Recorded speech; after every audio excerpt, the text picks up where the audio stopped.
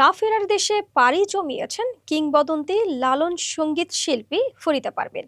গত শনিবার রাত 10টা 15 মিনিটের দিকে রাজধানীর একটি হাসপাতালে চিকিৎসাধীন অবস্থায় শেষ নিঃশ্বাস ত্যাগ করেন তিনি।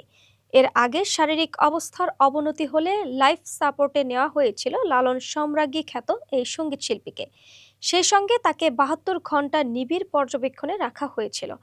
গত কয়েক মাস ধরে শ্বাসকষ্ট, কিডনি ও ফুসফুসের নানা জটিলতায় ভুগছিলেন ফরিদা পারভীন।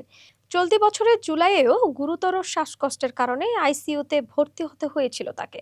ক্যারিয়ারের শুরুতে দেশাত্মবোধক গান গেয়ে পরিচিতি পেলেও লালন সঙ্গীতই ফরিদা পারভীনকে প্রকৃত খ্যাতি দিয়েছে।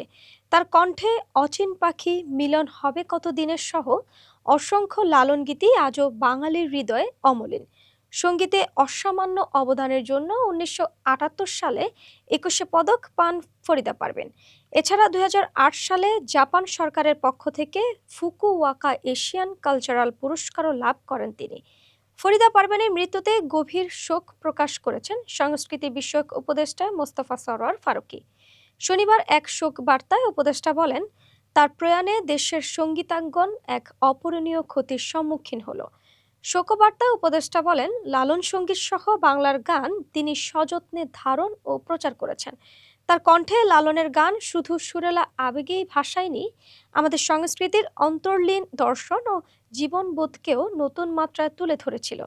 তার শিল্পচর্চা প্রজন্মের পর প্রজন্মকে প্রেরণা জুগিয়েছে। তিনি আরও বলেন, ফরিদা পারভীনের অবদান চিরস্মরণীয় হয়ে থাকবে।